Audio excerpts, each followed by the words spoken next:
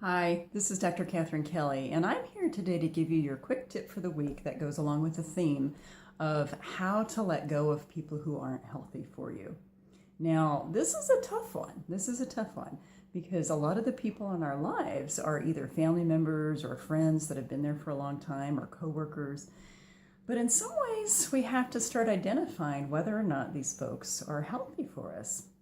Because I would say over 90% of the reason why people come into therapy practices at really any therapy practice is probably for the interpersonal health reasons. So, excuse me, on my model, I talk about both social health and interpersonal health. Social health is the warm bodies that we have in our lives, whereas the interpersonal part of it is the kinds of relationships we have with them.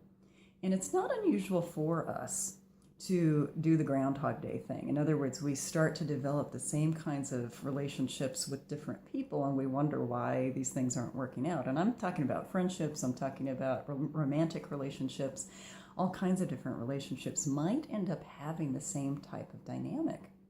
And to me, that is the number one clue that maybe something's not working well, is that if you're having that same dynamic and they're not working out, maybe that's the type of dynamic to look for in the future, so that you either don't get into a relationship with that person or you gently back out because it's probably not going to be healthy, or it might even be toxic for you.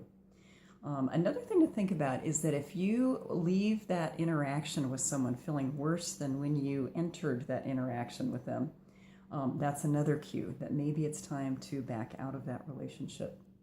A third possibility is that if you dread spending time with someone or going somewhere with someone, that might be a cue that it's time to back out of that relationship.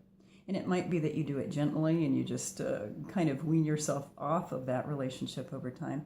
Or it may be that you have a conscious conversation with that person if they are capable of it, because there's a lot of people who aren't capable of having a conscious conversation.